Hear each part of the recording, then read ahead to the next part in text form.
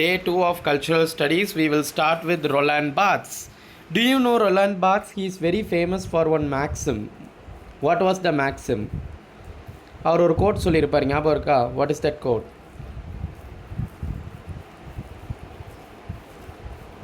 Death of the, ரொம்ப famous.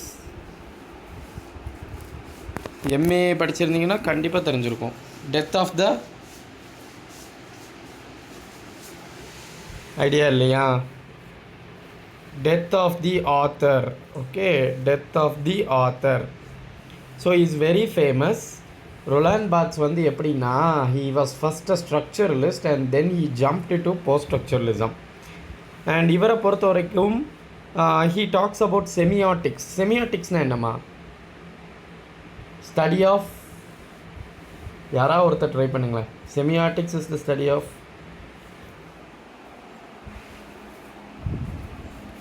ரொம்ப easy, symbols. Okay, semiotics is the study of symbols. So அதாவது என்னென்னா, all the text are constructed with signs. நீங்கள் ஒன்றும் இல்லைம்மா, கல்ச்சுரல் ஸ்டடீஸ்னால் நான் சிம்பிளாக ஒன் லைனில் சொல்லணும்னா, ஒரு என்கோடிங் டீகோடிங் ப்ராசஸ் இருக்குது. ஃபார் எக்ஸாம்பிள், ஒருத்தன் வந்து ஹார்லிக்ஸ் விற்கிறான், he is the encoder. Decoder யாருன்னா நம்ம, அது ஹெல்த்தின்னு நினச்சி அதை டீகோட் பண்ணி we buy, we are the consumers. இப்போது அதை, அந்த ஹார்லிக்ஸ் ஒரு வெறும் ஒரு மால்ட் அப்படிங்கிறத தாண்டி we see plenty of associations with it. We make our own meanings. அதனால தான் அதை என்ன செய்வோம், immediately when someone is sick we buy Horlicks or Boost. ஆனால் அது வெறும் malt and sugar. Got it? So இப்போது நீங்கள் ஒரு மீனிங் உங்கள் மைண்டில் கன்ஸ்ட்ரக்ட் பண்ணுறீங்கல்ல, சிக்கானாலே இதுதான் கொடுக்கணும்னு, அதுதான் வந்து சைன், நீங்களாக கொண்டு வர்றது. ஸோ இதுதான் கல்ச்சுரல் ஸ்டடீஸ். அந்த பொலிட்டிக்கல் ஆங்கிளில் பார்க்குறது. ஃபார் எக்ஸாம்பிள், ஒரு பிரச்சனை நடக்கலாம் நாட்டில். அந்த பிரச்சனை நடக்கும்போது நீங்கள் ஒரு சாராருக்கு சப்போர்ட் பண்ணலாம், இன்னொரு சாராரை வெறுக்கலாம். This is up to you. But you create your own meanings to support that person. அதுதான் அங்கே பொலிட்டிசைஸ் ஆகுது. அப்போ தான் கல்ச்சுரல் ஸ்டடீஸும் என்டர் ஆகுது. நியாயமே இல்லாமல் சில நேரம் பிளைண்டாக சப்போர்ட் பண்ணுவோம். அந்த பிளைண்ட் சப்போர்ட்டும் ஒரு பொலிட்டிக்கல் ஸ்டேட்மெண்ட் தான். ஸோ அது எல்லாமே ஒரு சைன் இந்த மாதிரி குட்டி குட்டி சைன் சேர்ந்து தான் ஒரு ஓவராலாக ஒரு பெரிய ஒரு ஸ்டிக்மாவை உருவாக்கும். I hope you got it. Okay, so this is what we have to see. And இன்னொரு விஷயம் என்ன சொல்கிறாருன்னா, சில நேரங்களில் அந்த கொனோட்டேட்டிவ் மீனிங்னா என்னதுமா? டினோட்டேட்டிவ் கொனோட்டேட்டிவ்னு சொல்லுவாங்கள்ல. கொனோட்டேட்டிவ்னா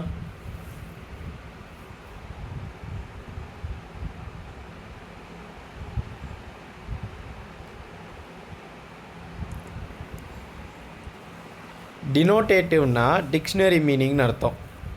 கொனோட்டேட்டிவ்னா அசோசியேட்டட் மீனிங்னு அர்த்தம். என்ன மீனிங்கை வேணாலும் நம்ம கொடுத்துக்கலான்னு அர்த்தம். உங்கள் மைண்டில் ஒரு மீனிங் தோணுதில்ல, அதுதான். அதுக்கு என்ன காரணம் தெரியுமா? Pre given universal truths. ஒரு ஒன்றும் இல்லை, நான் வந்து இப்போ எங்கள் ஃபாதர் ஒரு பார்ட்டியை சேர்ந்தவர்னா, நானும் அதே பார்ட்டியை சேர்ந்தவராக ஏன் இருக்கக்கூடாதுன்னு என் மைண்டில் ஃபஸ்ட்டு தோணும். இதுதான் வந்து இந்த ப்ரீ கிவன் யூனிவர்சல் ட்ரூத்ஸ். இதுக்கு பேர் தான் மித் அப்படிம்பாங்க. மித்துன்னு அதிகமாக கேள்விப்பட்டிருப்பீங்க, ஒடிசி மூவி கூட பார்த்துருப்பீங்க. மித். அப்புறம் தான் அவர் என்ன சொல்கிறாரு, டெத் ஆஃப் தி ஆத்தர். இது ஒரு ஃபேமஸான டிபேட் 1966 நடந்தது. பர்த் ஆஃப் த ரீடர் எப்போ வரும்னா, டெத் ஆஃப் தி ஆத்தரில் தான் வரும். அதாவது ரைட்டரை பார்க்காத, கண்டென்ட்டை பாரு. ஓகே, ரீடர் முதல்ல பிறக்கணும். ஓகே, அதுதான் வந்து முக்கியம். ஸோ ஒரு interplay between wider structures of cultural meaning and interpretive act of the readers. ஒன்றும் இல்லை, அந்த ஒரு விஷயம் சொல்லப்பட்டிருக்குன்னா அதுக்கு ஒரு கல்ச்சுரல் மீனிங் இருக்கும். அதை ரீடர்ஸ் புரிஞ்சிக்கிற விதம்னு ஒன்று இருக்கும். ரெண்டும் வேறுங்கிறாங்க. ஃபார் எக்ஸாம்பிள், கோலம் போடுவாங்க, அரிசி கோலம் போடுறாங்க. அரிசி கோலத்தை வந்து குருவி சாப்பிடும் அப்படிங்கிறது ஒரு லாஜிக். ஓகே, இப்போ அதே இதை கல்ச்சுரலாக பார்த்தோம்னா, it is mandatory that we decorate our house in the front of our house with our kolam, rice kolam. So this is something that rangoli, these things are associated with culture nu vechikkuvom. ஆனால் நீங்கள் அதை எப்படி interpret பண்ணுறீங்கிறத பொறுத்து மாறும். Okay, as a முஸ்லீமாக நான் அதை பார்க்கும்போது நான் அதை எப்படி பார்ப்பேன்னா, they are waking up early and they are cleaning their front yard and then they are putting on the கோலம். ஸோ இப்படி பார்ப்பேன். இது என்னோட ரீடர்ஸ் மீனிங். இது ரெண்டுக்கும் வித்தியாசம் இருக்குது. இதை தான் ரொலாண்ட் பாத் சொன்னார். And he has written 3 important works: Mythologies, Death of the Author, Empire of Science. தெரிஞ்சுக்கோங்க சரியா, இதெல்லாம் ரொம்ப முக்கியம். எம்பையர் ஆஃப் சயின்ஸ் வந்து ஜப்பானை பற்றினது. இதை மட்டும் தெரிஞ்சுக்கிட்டால் போதும். ரொலாண்ட் பாத்ஸில் யாருக்காவது டவுட் இருக்கா, இல்லை shall I move forward? Yes or no? Shall I move forward?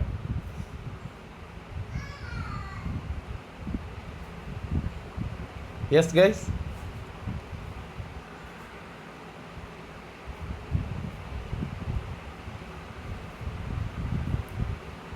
R you all with me? Thank you. So நல்லா ஆக்டிவாக இருங்க. ஓகே, ஈஸி தான். கொஞ்சம் மற்ற சப்ஜெக்ட்ஸை பார்க்கும்போது கல்ச்சர் ஸ்டடீஸ் கஷ்டமாக தெரியும், பட் இட்ஸ் சிம்பிள். அடுத்து ஜீன் பாட்ரிலார்ட். இவர் ரொம்ப முக்கியமான ஆளுப்பா.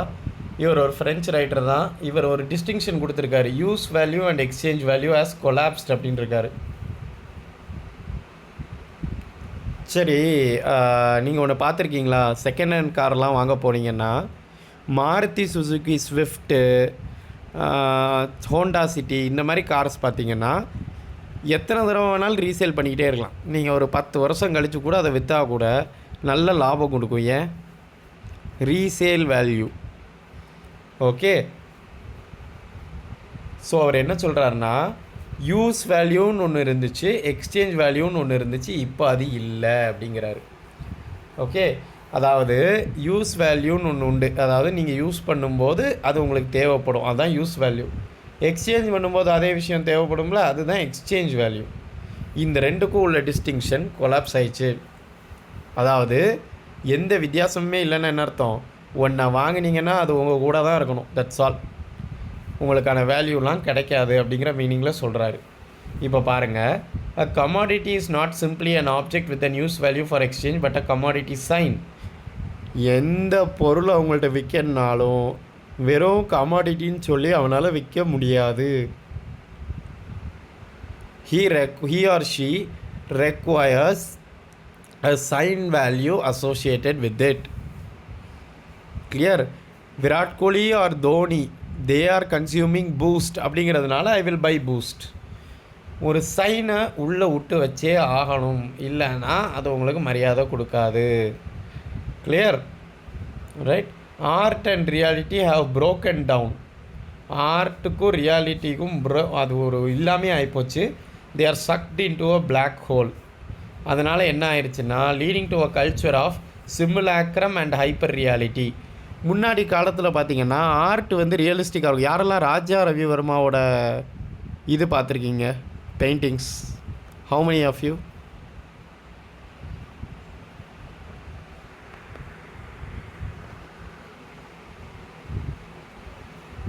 ஏதாவது ஒரு பெயிண்டிங், எனி ஒன்? இல்லையாப்பா? பிக்காசோ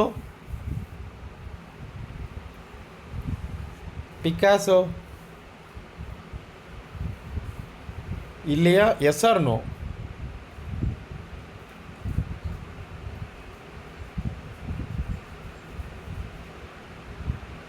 நோவா? பார்க்கலையா?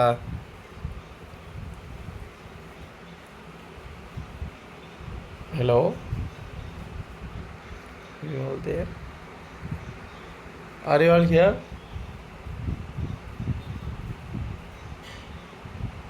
Hello guys, are you all here? Am I audible? Yes sir. ஏன்ப்பா அமைதியாக இருக்கீங்க? சும்மா பேசிகிட்டு இருங்க. Okay, so have you seen it or not paintings? No sir. Right. ஹெல் புக் இருக்குல்ல உங்கள்கிட்ட, சோஷியல் ஹிஸ்ட்ரி, அதில் பார்த்தீங்கன்னா அங்கங்கே பெயிண்டிங்ஸ் இருக்கும் பார்த்தீங்களா? அந்த ஆன்செஸ்ட்ரல் பெயிண்டிங்ஸ். அது பார்க்க முடியாத மாதிரி இருக்கும் சில நேரங்களில். நம்ம பார்க்க முடியாது, because it will be naked. அது ஏன் அப்படி ரெப்ரசன்ட் பண்ணுறாங்கன்னா, ரியாலிட்டியை அப்படியே வரைகிறது. அதுதான் வந்து ராஜா ரவிவர்மாவாக இருக்கட்டும், ஒரு உமனை பெயிண்ட் பண்ணுறாருன்னா அந்த டைமில் உள்ள ட்ரெஸ் அப்படியே இருக்கும், அந்த டைமில் அவங்களோட ஹேர் பிரைடு அப்படியே இருக்கும். So this is how we can see. ஆனால் இப்போ என்ன ஆயிடுச்சுன்னா ஆர்ட்டுக்கும் ரியாலிட்டிக்கும் தூரமாகி போச்சு. அதனால தான் இந்த ரெண்டு வார்த்தையும் பிறக்குது, சிமுலாக்ரம் அண்ட் ஹைப்பர் ரியாலிட்டி. ரொம்ப சிம்பிள். ஒரு ரியலிஸ்டிக்காக இருக்கிற ஒரு விஷயத்த ஓவராக பண்ணி அதை ஹைப்பர் ரியல் ஆக்கிடுவாங்க. அப்படி ஒன்று இருக்காது, எக்ஸாஜரேட் பண்ணி பண்ணி அதை ஹைப்பர் ரியல் ஆக்கிடுவாங்க. மோர் தென் ரியாலிட்டியாக மாறிடும். இப்போ ஃபார் எக்ஸாம்பிள் சில மூவிஸை விஎஃப்எக்ஸ் வச்சு எடுக்கிறாங்க. விஎஃப்எக்ஸ் வச்சா அழகு கூட்டும்னு நினச்சி எடுக்கிறாங்க. ஆனால் அது ஓவராக ரியலிஸ்டிக்காக போய் அது ஒரு மாதிரி ஃபேப்ரிகேட்டடாக மாறிடுது. அதே மாதிரி சிமுலாக்ரம்னா என்னென்னா காப்பி. அந்த போட்டிருக்கோம் பாருங்கள், யாராவது ஒருத்தர் ரீட் பண்ண முடியுமா? சிமுலாக்ரார் அந்த லைன் மட்டும் யாராவது ரீட் பண்ணுங்கள்.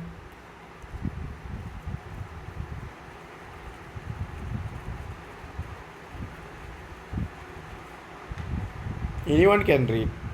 Simulacra are copies that depict things that either had no reality to begin with or that no longer have an original. Simulation is the imitation of the operation of a real world process or system over time.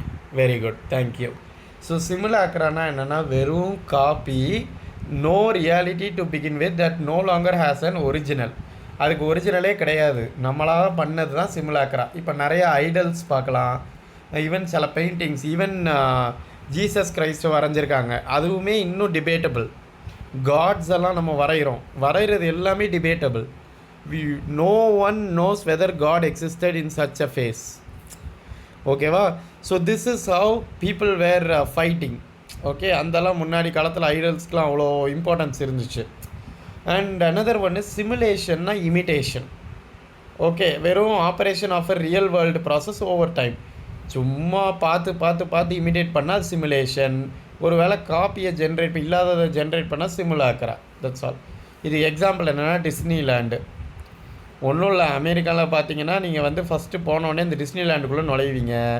முதல்ல அது falls அப்படின்னு சொல்லுவீங்க, அப்புறம் கொஞ்சம் கொஞ்சமாக அதை அனுபவிப்பீங்க, அப்புறம் simulate பண்ணுவீங்க. முதல்ல ஏற்று பேசின எல்லாவனும் கடைசியில் என்னென்னு வருவான், ஓகே. நான் ஹாரி பாட்டர் அப்படி தான். ஃபஸ்ட்டு பாட்டு பார்க்கும்போது இப்படிலாம் ஒரு வேர்ல்டு இருக்குமா, அது என்ன கையை வச்சா இப்படி அவார்டாக கெடருவானா செத்துருவானா அப்படிலாம் நாங்கள் பேசிகிட்டு இருப்போம். ஆனால் ஒரு 2வது 3வது பாட்டெலாம் வரும்போது நானே ஹாரி பாட்டரில் உள்ள கேரக்டர் மாதிரி உட்காந்து பார்த்துக்கிட்டு இருந்தேன். இதுதான் சிமுலாக்ரா. ஓகே, டானி பென்னட் வேண்டாம். ஓகே, ஹோமி கே பாபா, இவர் எத்தனை பேருக்கு தெரியும்? சும்மா கேள்விப்பட்டிருக்கேன் அப்படிங்கிறவங்க சொல்லுங்கள் பார்ப்போம்.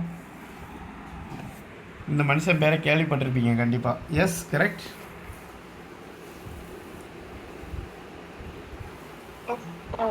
Very good. ஸோ மும்பையில் பிறந்தவர், பாம்பே யூனிவர்சிட்டியில் படித்தவர், கிரைஸ்ட் சர்ச் காலேஜ் யூகேக்கு போனவர். ஸோ அவர் என்னென்னா 3rd வேர்ல்டு கண்ட்ரீஸை வந்து ஒன்று அப்படிங்கிறத வந்து அவர் எதிர்த்தார். இப்போ ஃபார் எக்ஸாம்பிள் அவன் என்ன பண்ணிட்டான், ஃபஸ்ட்டு வேர்ல்டுனா டெவலப்டு, செகண்டுனா டெவலப்பிங், 3rd வேர்ல்டுனா நாங்கள் சுரண்டுறதுக்கான ஒரு இடம், அப்படி தான் வச்சுருந்தான் அவன். ஃபஸ்ட்டு வேர்ல்டு சுரண்டா 3rd வேர்ல்டு. விஷயம் என்னென்னா இவனே காலனைஸ் பண்ணிட்டு இவனே அதை வந்து 3rd வேர்ல்டுன்னு அங்கீகரிப்பான். இது எதிராக போனவர் அவர். நிறைய கான்செப்ட் இருக்குது, எஸ்பெஷலி மிமிக்ரினா you imitate other cultures. Third ஸ்பேஸ்னால் 2 கல்ச்சர் கொலைட் ஆகும்போது அதுக்கு நடுவாக ஒரு ஸ்பேஸ் இருக்கும்ல, அதுதான் 3rd ஸ்பேஸ். அடுத்தது ஹைப்ரிடிட்டினா 2 கல்ச்சர், இந்தியன் கல்ச்சரும் வெஸ்டர்ன் கல்ச்சரும் சேர்ந்து ஒரு புதுவிதமான ஒரு மிக்ஸை கொண்டு வரதில்ல, அதுதான் ஹைப்ரிடிட்டி. அடுத்து லிமினாலிட்டி, இது வந்து டிரான்சிட்ரி இன்பிட்வீன் ஸ்பேஸ். இதுவும் 3rd ஸ்பேஸும் கிட்டத்தட்ட ஒன்று தான். சும்மா பார்த்துச்சுக்கோங்க, இந்த இன்பிட்வீன் ஸ்பேஸ் ரொம்ப ரொம்ப முக்கியமான work. The location of culture and nation and narration, எந்த வருஷம்னு பார்த்து வச்சுக்கோங்க. நேஷன் அண்ட் நரேஷனில் ஒரு கோட் இருக்குது, யாராவது ஒருத்தர் ரீட் பண்ணுங்கள் பார்ப்போம்.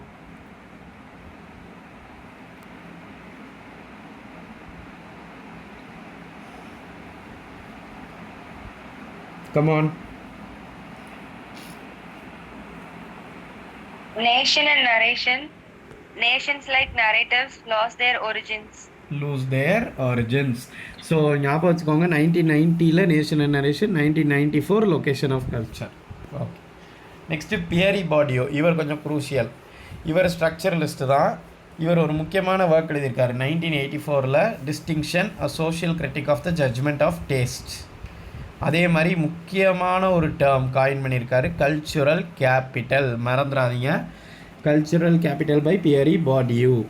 அதாவது எதெல்லாம் பவரை மெயின்டைன் பண்ணுதோ அது எல்லாமே பவர் கல்ச்சுரல் கேபிட்டல். கேபிட்டல்னால் இந்த இடத்துல பணத்தை குறிக்குது. அடுத்தது 3 டைப்ஸ் ஆஃப் கேபிட்டல் சொல்கிறாரு. Social, cultural and economic. இந்த 3 லெவல்ஸில் இருக்குமா. டேஸ்ட்டுன்னா என்ன, நீங்கள் என்ன விரும்புகிறீங்களோ அதுதான் டேஸ்ட்டு. அப்புறம் எம்பரிக்கல் ரிசர்ச் பண்ணியிருக்காரு, அதுதான் அது டிஸ்டிங்ஷன். இப்போ என்னென்னா இவரை பொறுத்த வரைக்கும் practice carries the mark of agency but needs to be grasped in the context of the objective. என்றைக்குமே ஒரு விஷயத்தை நம்ம செயல்படுத்துகிறோம்னா கண்டிப்பாக அதுக்கு ஒரு தூண்டுகோல் இருக்கும். ஆனால் அதை பார்க்காம பொது உடைமையில் பார்த்தோம்னா நமக்கு எல்லாத்துக்கும் ஆன்சர் கிடைக்கும். ஃபார் எக்ஸாம்பிள் ரொம்ப சிம்பிளாக சொல்லணும்னா ஒரு நல்ல இப்போ கிட்ஸுக்கெலாம் ரொம்ப பிடிச்ச ஒரு சாக்லேட் அப்படின்னா டைரி மில்க்லாம் கிடையாது. They all like one chocolate. அதுக்கு பேர் என்னென்னா கிண்டர் ஜாய். இப்போ கிண்டர் ஜாய்னு ஒன்று இருக்குதுன்னு வச்சுக்கோங்களேன். அதை அதுக்கு ஒரு ஏஜென்சி இருக்குது. ஏன்னா அதுக்குள்ளே ஒன்றுமே கிடையாது. Even the chocolate inside it is not so tasty. But அதை வாங்குவாங்க 35 ரூபா 40 ரூபா கொடுத்து. Because of a small toy that will come for only 1 or 2 rupees அதுக்குள்ளே இருக்கும். புரியுதா? But because of the packaging that egg shape அதை வாங்கிட்டு போகிறாங்க. புரியுதா? இப்போது இதை ஒரு நார்மல் லென்ஸில் பார்த்தோம்னா அது ஒரு ஏஜென்ட் தான். ஆனால் அதே இது கொஞ்சம் சுற்றி கொஞ்சம் தெளிவாக பார்த்தீங்கன்னா அது நம்மளை அப்ஜெக்டிஃபை பண்ணுது. இதை வாங்கு, நீ பணக்காரன், இதை வாங்கினீன்னா உன் குழந்தை சந்தோஷமாக இருக்கும், இதையா வாங்கி கொடுக்க உனக்கு வக்கு இருக்கா, இப்படிலாம் கேட்குற மாதிரி இருக்கும். ஸோ இந்த மாதிரி கொஷின்ஸ் எல்லாம் நம்மளை உலுக்கி தான் we come to something called இந்த டேஸ்ட். ஓகே, அதில் ஒரு சோஷியல் கிரிட்டிக்கை கண்டுபிடிச்சவர் தான் பியரி பாடியூ. ஓகே, அடுத்து ஜூடித் பட்லர் ரொம்ப முக்கியம். யூஎஸ் பார்ன்னவங்க. செக்ஸ் அண்ட் ஜெண்டர்னால் என்னன்னு சொன்னவங்க அவங்க தான். அவங்கள பொறுத்த வரைக்கும் செக்ஸஸ் பர்ஃபர்மேட்டிவ்னா என்னதுமா? யாருக்காவது தெரியுமா?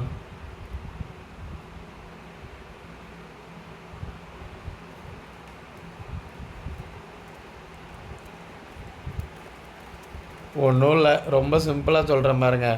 செக்ஸுனாலே பர்ஃபர்மேட்டிவ். செக்ஸ்னால் பயாலஜிக்கல் செக்ஸ். ஓகே, மேல் ஃபீமேல்னு சொல்கிறோம்ல, அதை தான் சொல்கிறாங்க. அவங்க என்ன சொல்கிறாங்க, அது ஏன் அப்படி இருக்குது அப்படின்னா ரீட்ரேட்டிவ் ஆஃப் ஹெஜிமானிக் டிஸ்கோர்சஸ். வேறு ஒன்றும் இல்லை. இப்போ மனுஷனாக பிறந்த எல்லாருமே ஹெட்ரோசெக்ஷுவல் அப்படின்னு தான் நம்ம நம்புகிறோம். ஹோமோசெக்ஷுவாலிட்டிங்கிறது நம்ம ஊரில் இப்போ ஒரு காமனான ஃபேக்டர் கிடையாது. ஸோ இப்போ என்ன சொல்கிறான்னா அது ஒன்று தான் த வே ஆஃப் பீயிங் டுகெதர் அப்படிங்கிறதே தப்பு அப்படிங்கிறான். அதனால தான் என்ன சொல்கிறா, உமன்னா இந்த கேரக்டரிஸ்டிக்ஸ்லாம் இருக்கணும், மென்னா இந்த கேரக்டரிஸ்டிக்ஸ்லாம் இருக்கணும், கம்பல்சரியாக நீ இப்படி தான் இருக்கணும். ஜெண்டர்னால் என்ன தெரியுமா? Actually செக்ஸ்னால் male and female. ஜெண்டர்னால் என்னன்னு சொல்லுங்கள் பார்ப்போம். Masculine and feminine. ஸோ அதனால் சில ஆட்ரிபியூட்ஸை சில செக்ஸ் இருக்கிறவங்களுக்கு ஆட்ரிபியூட் பண்ணாங்கன்னா தென் யுவர் ஜெண்டர் பிகம்ஸ் பர்ஃபர்மேட்டிவ். அதையே தானே நீங்கள் ப்ராக்டிஸ் பண்ணுவீங்க, அப்போ அது பர்ஃபர்மேட்டிவ் ஆயிரும். பொண்ணாக இருந்துட்டு சமைக்க தெரியாதா அப்படின்னு கேட்குறோம்னா இங்கே ஜெண்டர் இஸ் பர்ஃபர்மேட்டிவ். நீ ஒரு பொண்ணாக பிறந்துட்ட, ஓகே, நீ ஒரு உமன் அப்படின்னாலே யூ ஷுட் குக் அப்படிங்கிறத நம்ம பர்ஃபர்மேட்டிவ் ஆக்கிட்டோம். பர்ஃபர்மேட்டிவ்னா used in practice. Judith Butler இதான் ஆர்கியூ பண்ணுறாங்க. பர்ஃபர்மேட்டிவ்ங்கிற வார்த்தையை ஃபஸ்ட்டு யூஸ் பண்ணவர் JL Austin 1955 how to do things with words. நல்லா கேட்டுக்கோங்க, இவர் ஒரு important writer JL Austin. Speech act இதுக்கெலாம் ரொம்ப ஃபேமஸ். லிங்குவிஸ்டிக்ஸில் கொஞ்சம் பெரிய ஆள் JL Austin. How to do things with words 1990 ஒரு கிரவுண்ட் பிரேக்கிங் ஒர்க் எழுதியிருக்காங்க. என்னது அது? Gender trouble, feminism and subversion of identity. 1993 bodies that matter on the discursive limits of sex. இந்த 3 ஒர்க்ஸை மட்டும் யாராவது ஒருத்தர் வாசிக்க முடியுமா? ஃபஸ்ட்லேருந்தே வாசிங்க.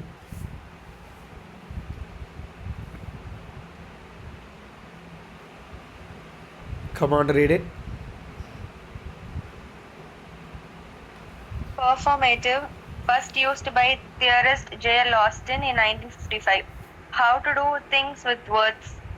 1990, gender trouble, feminism and subversion of identity. 1993, bodies that matter on the discursive limits of sex. So இதெல்லாம் தான் வந்து இம்பார்ட்டண்ட் ஒர்க்ஸ். அதில் வந்து ஜேஎல் ஆஸ்டின் எழுதுனது how to do things with words. அடுத்தது மைக்கேல் டி காட்டி, இவர் வேணாம். அடுத்து கைல்ஸ் டெல்யூஸ், இவர் கொஞ்சம் கேட்க வாய்ப்பு இருக்குது. நான் எப்படி இதுக்கு முன்னாடி ஒரு கப்புள் சொன்னேன், கப்புள் கிடையாது, அவங்க 2 பேரும் ஒன்றா தான் எழுதுவாங்கன்னு. யாருக்கு சொன்னேன்? யாருக்காவது ஞாபகம் இருக்கான்னு பார்ப்போமா? ரொம்ப கஷ்டம் ஞாபகம் வச்சுக்கிறது, பட் ட்ரை பண்ணுங்களேன். இதுக்கு முன்னாடி ஒரு குரூப்பு சொன்னேன், இதே மாதிரி சொன்னேன், 2 பேரும் ஒட்டி தான் எழுதுவாங்க. யார் அவர்கள்? Hornheimer. Okay. Adorno, very good, பரவாயில்லையே, really you remember, great. Okay, அதே மாதிரி இவங்களும் வருவாங்க, டெல்யூஸ் அண்ட் கட்டாரி. அந்த கட்டாரி உள்ளே வச்சோ கீழே இருக்கா? ஃபெலிக்ஸ்ன்னு தான் போட்டிருக்கேன், Felix Guattari. Okay, Gilles Deleuze and Felix Guattari. Edit பண்ண முடியுதான்னு பார்க்குறேன், இல்லை. சரி, ஸோ இங்கே பாருங்கள், இவர் வந்து ஃபிலாசபர், இன்னொருத்தர் சைக்கானலிஸ்ட். இவங்க 2 பேரும் சேர்ந்து கேபிட்டலிசம் அண்ட் சைசோஃப்ரீனியான்னு ஒன்று எழுதியிருக்கானுங்க. ஒன்றும் இல்லை, காக்னிஷனில் உள்ள ஒரு பிரச்சனை அது சைசோஃப்ரீனியாங்கிறது. அது வந்து ஹாலுசினேஷனை க்ரியேட் பண்ணும், ஸ்பீச்சை மாற்றி காட்டும். இவர் இம்பேர்ட் ஆக்டிவிட்டின்னு வைங்களேன், பிரெயின் டிஸ்ஆர்கனைசேஷனால் வர்றது. ஸோ இதே மாதிரி வந்து இவங்களோட ஒர்க்கில் உள்ள மெயின் தீம் என்னென்னா multiplicity and resistance to reductionism. ரிடக்ஷனிசம்னா அப்படி அடுத்தடுத்த ஸ்டேஜில் குறைஞ்சிக்கிட்டே போகிறது தான் ரிடக்ஷனிசம். இப்போ இங்கே பாருங்கள், அவங்க ஒரு கான்செப்ட் காயின் பண்ணியிருக்காங்க, சைசோ அனாலிசிஸ். அந்த எந்த புக்கில் போட்டிருக்காங்கன்னா ஆன்டி ஈடிபஸ், நாமெடாலஜி, அப்புறம் ரைசோம், கனெக்டிவிட்டி, எல்லாமே கனெக்டட் அப்படின்னு சொல்கிறது தான் ரைசோம். ஓகே, அதேமாதிரி நாமெடாலஜினா எதையுமே நார்மல் ஆக்கக்கூடாது, ஐ மீன் ஒரு லிமிட்டட் வியூ பாயிண்டில் பார்க்கக்கூடாது, அதுதான் வந்து நாமெடாலஜி. ஸோ அதே மாதிரி என்ன சொல்கிறாங்கன்னா, the world is always moving, becoming and fleeing.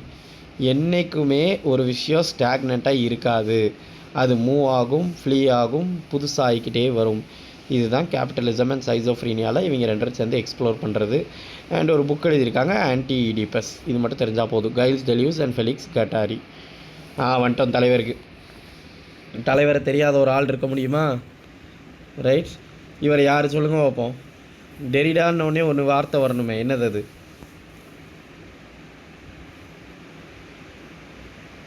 There is nothing.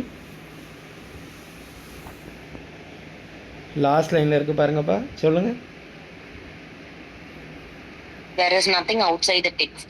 ஒரு முக்கியமான ஒர்க் எழுதியிருப்பார் தெரியுமா, அது ஞாபகம் இருக்கா? ஸ்ட்ரக்சர், சைன் அண்ட் யாராவது தெரியுதான்னு பார்ப்போம். என்னம்மா?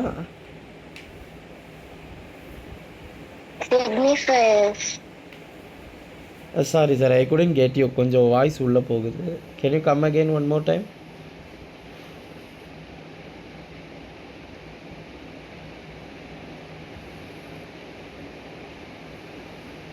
Okay, so structure, sign and play, a discourse on human sciences. Play, very good. So இவங்க என்ன சொல்வார்னா, you play with the language அப்படின்னு தான் சொல்லுவார். தெர் இஸ் நோ சென்டர்னா லோகோ சென்ட்ரிசம்க்கு எதிரானவர். ஏன்னா இவரை பொறுத்த வரைக்கும் if everything is equal there should be no centre. யாருமே சென்டரில் இருக்கக்கூடாது. அது யாராக வேணா இருக்கலாம், அரசானாக இருக்கலாம், நீ பெரியவனாக இருக்கலாம், பவரில் இருக்கலாம், பட் தேர் இஸ் நோ சென்டர்னால் எல்லாவனும் ஒன்றாயிருவோம். அதே மாதிரி அவர் ஹையரார்க்கியை அப்படியே எதிர்த்தவர். இவருக்கு ஆப்போசிட்டில் நின்றவர் யார் தெரியுமா? Ferdinand Saussure. ஏன் இவருக்கு ஆப்போசிட்டில் சசூர் நிற்கார் ஸ்ட்ரக்சரலிசமில் உள்ளவர் அப்படின்னா, அவர் சசூர் வந்து ஒரு வார்த்தை சொல்லிட்டார், பைனரி ஆப்போசிஷன்னு. அப்படின்னா என்ன? இரவு பகல், சூரியன் சந்திரன், அந்த மாதிரி உள்ளதெல்லாம் சொல்லிவிட்டு அவர் கடைசியில் இந்த மாதிரி பைனரி ஆப்போசிஷன்னால தான் நமக்கு மீனிங் கிடைக்குதுன்ட்டார். யார் சொன்னது? சசூர். இவர் கிடையாது, சசூர் சொன்னது. சசூர் ஏன்பா இப்படி சொன்னார் அப்படின்னு நீங்கள் என்கிட்ட கேட்டிங்கன்னா, சசூர் வேலை இல்லாமலாம் சொல்லலை. அவர் சிம்பிளாக சொன்னது என்னென்னா, something is called so because it is not the other thing. For example, என் கையில் வந்து ஒரு சார்ஜர் இருக்குது. This is called as a charger because it is not called as a phone. உங்களுக்கு கொஞ்சம் குழப்புற மாதிரி இருக்குல்ல? ஒன்று இருக்குது ஆனால் வேறு மாதிரி இருக்குது. அவர் அதுதான் சொல்ல வருவார். ஃபார் எக்ஸாம்பிள், இந்த டாய்க்கு எப்படி டெடி பேர்னு பேர் வந்துச்சு? Because this toy is not a dog. நாட்டு போடுறதுனால தான் நமக்கு இதோட ஐடென்டிட்டி கிடைக்குதுங்கிறாரு, வேறு ஒன்றும் இல்லை. நீ ஏன் ஆண் தெரியுமா, நீ பெண் கிடையாது. நீ ஏன் பெண் தெரியுமா, நீ ஆண் கிடையாது. இப்படி சொன்னார். இப்படி சொன்னது பிரச்சனை இல்லைன்னு வைங்களேன். டெரிடாக்கு என்ன கோவம் வந்துருச்சு அப்படின்னா, ஏன்டா டேய் நீ பாட்டுக்கு ஒன்றை ப்ரிவிலேஜாக அது எப்படி சொல்லுவ? அதாவது இவர் உமன் மேனுன்னு சொல்ல வேண்டியது தானே, மேன் உமன்னு சொல்லுவார். யார்? நம்ம சசூர் ஐயா. இவருக்கு என்ன கோவம் வந்துச்சு, அது என்ன நீ ஃபஸ்ட்டு சொல்லிட்டினாலே அதுக்கு தானே இம்பார்ட்டன்ஸு. டே அண்ட் நைட்டுங்கிற, ஏன் நைட் அண்ட் டேன்னு சொல்லு. சொல்ல மாட்டேல, அவனுக்கு நைட்னா இலக்காரம், டேனா உடனே சன் வருதுன்னொடனே பெரிய இதா. புரியுதா அவங்களுக்கு? ஸோ டெரிடா என்ன சொல்லிட்டாரு, if you want to move something from the centre, அந்த ஐடியாலஜியே க்ளோஸ் பண்ணும். அதை தவிர பண்ணார். அதே மாதிரி அந்த அன்டிசைடபிலிட்டி, எது பெருசு எது சிறுசு, இதுதான் உண்மையாக அப்படிலாம் யாருக்கும் தெரியாது அப்படிங்கிறது. இன்னொரு இவர் முக்கியமான ஒரு காயினேஜ் ஆன்டி எசென்ஷியலிசம். அப்படின்னா என்னென்னா, ஒரு வார்த்தை ஒரு இதுக்கு ஐடென்டிட்டி கொடுக்குதானா இல்லை அப்படிங்கிறாரு.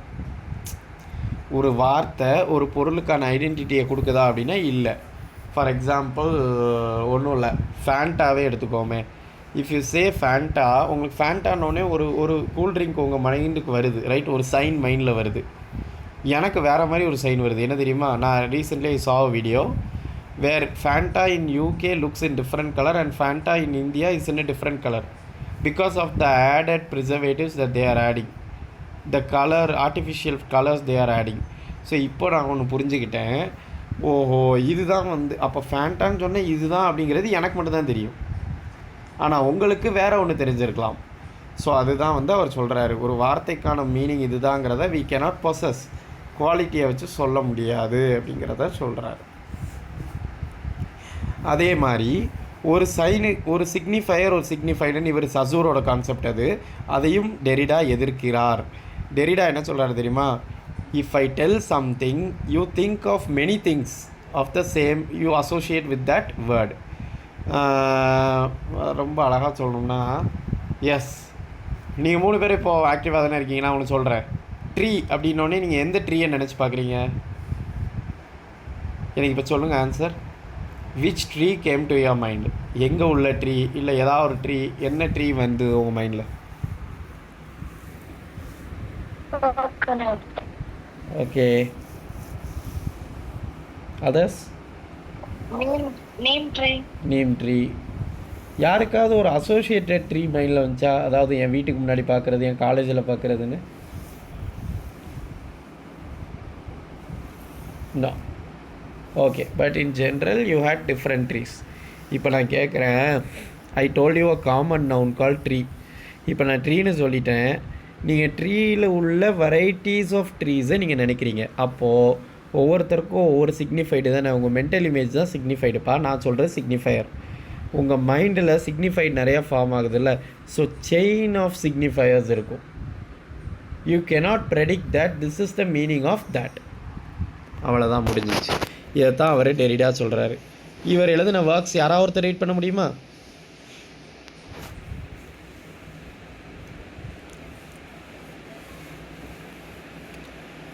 Speech and Phenomena, 1967. Derrida situates the philosophy of language in relation to logic and rhetoric. His critique of Husserl, German philosopher, attacks the phenomenology that language is founded on logic. அவ்வளோதான், ரைட்டா? So the first சாரிம்மா, ஒன்றா போவோம். S, speech and phenomena வந்து அவரோட first work. ரொம்ப simple, logic and ரெட்ரிக் பற்றி பேசியிருக்காரு. ஸ்பீச்னாலே ரெட்ரிக் தான், ஓகே. ஃபினாமினானா லாஜிக், அவ்வளோதான். இப்படி ஞாபகம் வச்சுக்கோங்க. இதில் ஹஸ்ஸல்ங்கிறவர் தான் பெரிய ஃபிலாசபர். ஃபினாமினாலஜியை பற்றி அவரை வச்சு செஞ்சுருக்காரு. ஏன்னா லாங்குவேஜ் இஸ் ஃபவுண்டட் ஆன் லாஜிக்னு சொன்னவர் தான் ஹஸ்ஸல். ரைட், அடுத்த கொஸ்டின்மா, அடுத்த work. Writing and Difference, 1967. Collection of lectures, Cogito and the History of Madness, Critique of Foucault. So writing and டிஃபரன்ஸ்லேயும் இப்படி எழுதியிருக்கிறாரு. இதில் வந்து லைட்டாக வந்து ஒரு ஃபூக்கோவை கிரிட்டிக் பண்ணியிருக்காரு. தட்ஸ் ஆல், லெக்சர் தான் இது, வேறு ஒன்றும் இல்லை. நெக்ஸ்ட்மா, Margin of philosophy, 1972, about traditions okay இது வந்து பியூர்லி அபவுட் ட்ரெடிஷன்ஸ். நெக்ஸ்ட் ஒன்மா. of grammatology, 1976, the science study of writing systems, translated by Gayatri Chakravarti Spivak. Okay Gayatri Chakravarti Spivak வந்து இவங்க ரொம்ப முக்கியம். இவங்க வந்து இந்தியன். ஓகே அவங்க எதுக்கு ஃபேமஸ் தெரியுமா? சப்பால்டனுக்கு ரொம்ப ஃபேமஸ். ஒரு கொஷின் கேட்டாங்க, கேன் த சப்பால்டன் ஸ்பீக் அப்படின்னாங்க. சப்பால்டன்னா ஒன்றும் கிடையாது, அண்டர் ரெப்ரசன்டட் ஆர் அன்வாய்ஸ்ட்.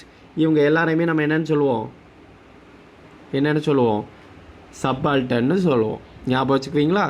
சப்பால்டன்னா பொதுவாக ஒரு பாதிக்கப்பட்ட ஒரு விமனுக்கு சொல்லலாம், பாதிக்கப்பட்ட ஒரு மேலுக்கு சொல்லலாம், பாதிக்கப்பட்ட ஒரு ட்ரைபலுக்கு சொல்லலாம், அல்லது வாய்ஸே இல்லாமல் கிடக்கிற கஷ்டப்படுற மக்களுக்கு சொல்லலாம், அடித்தட்டு மக்கள், டெஸ்டிடியூட்லும். ஸோ இதை வந்து டிரான்ஸ்லேட் பண்ணவங்க Gayatri Chakravarti ஸ்பிவாக் of கிராமட்டாலஜி.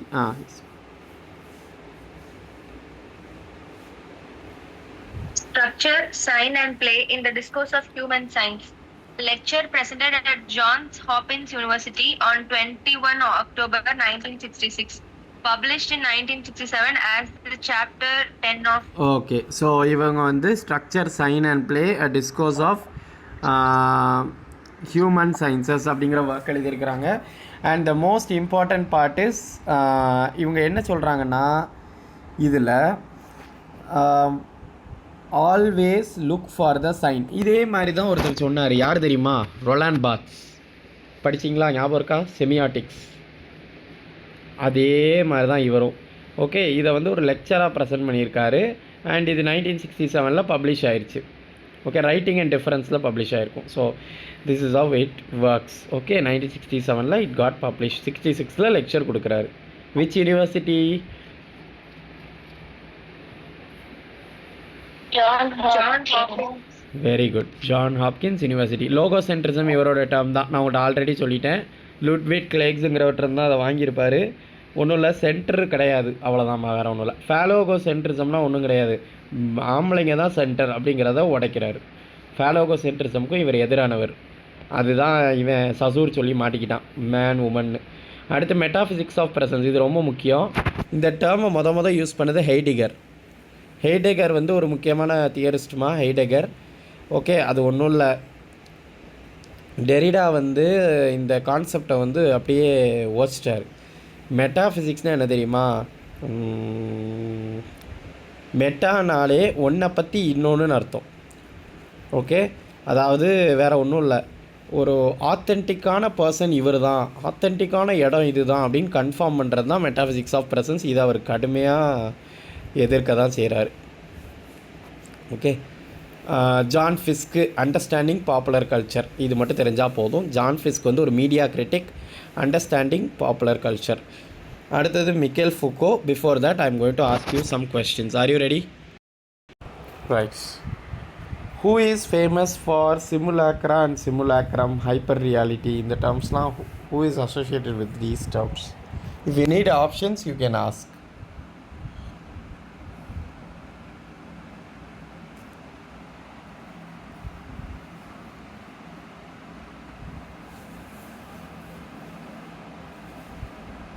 Jean Very good. Baudrillard.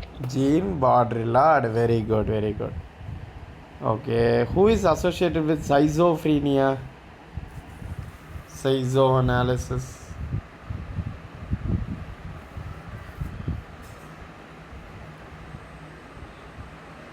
ரெண்டு பேர் இருப்பாங்கல்ல.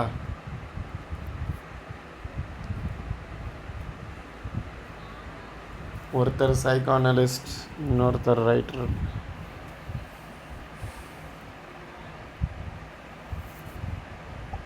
Felix Guattari. Felix Guattari. Deleuze. Giles Deleuze. Very good. பரவாயில்லையே, very good. So next question. Okay, where did Derrida deliver his lecture?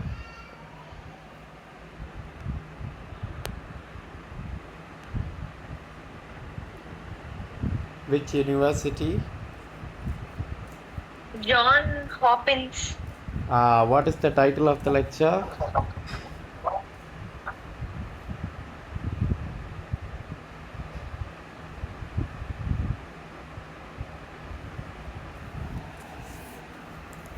Structure, sign and play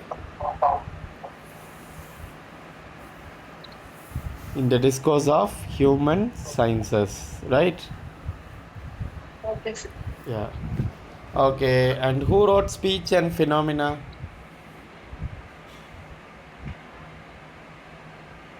Jacques Derrida. Very good. And then who wrote Gender Trouble?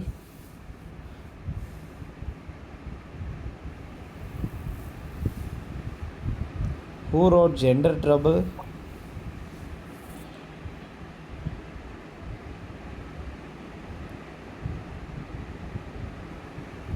US born woman, sexist performative. Judith Butler. Judith Butler, very good. Okay, then who wrote Empire of Science, Mythologies?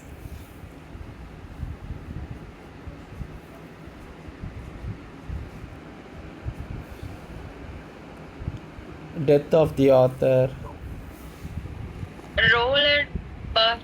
Roland Barthes. Okay. And then who was against logocentrism?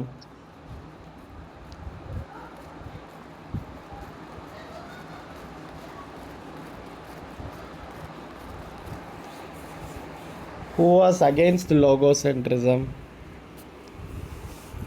Very simple question. டக்குன்னு சொல்லுவோம்.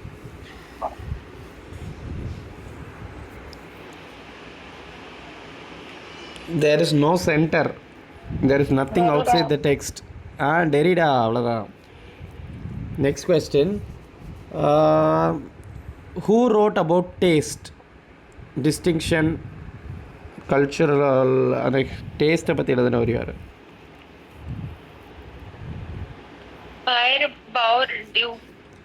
பார்டியூவா எழுதினார்?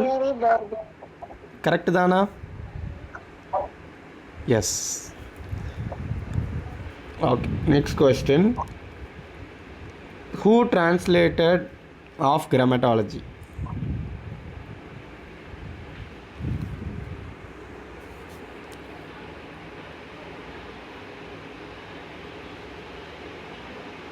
Who translated of grammatology? ஒரு Indian woman.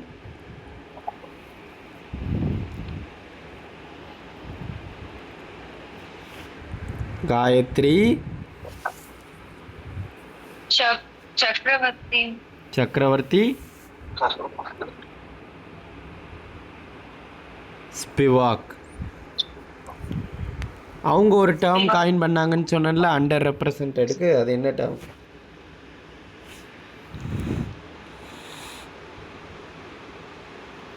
What was the term coined by her?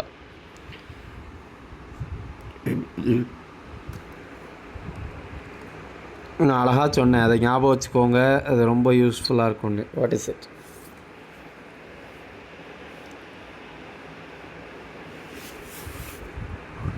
சப்பால்டர்ன். Okay, இதை பற்றி யார் பேசுனாப்பா? Signifier, signified, அதுக்கப்புறம் binary opposition பற்றிலாம் பேசின ரைட்டர் யார்? Who is the writer? இது ரொம்ப ஈஸி. Can you guess? டெரிடாவாமா? நோ, ஐ திங்க் அவர் தான் எதிர்த்தவர். இதெல்லாம் உருவாக்குனவர் யார்?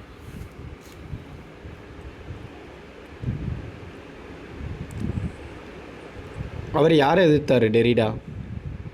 ஐ told you very clearly during the lecture.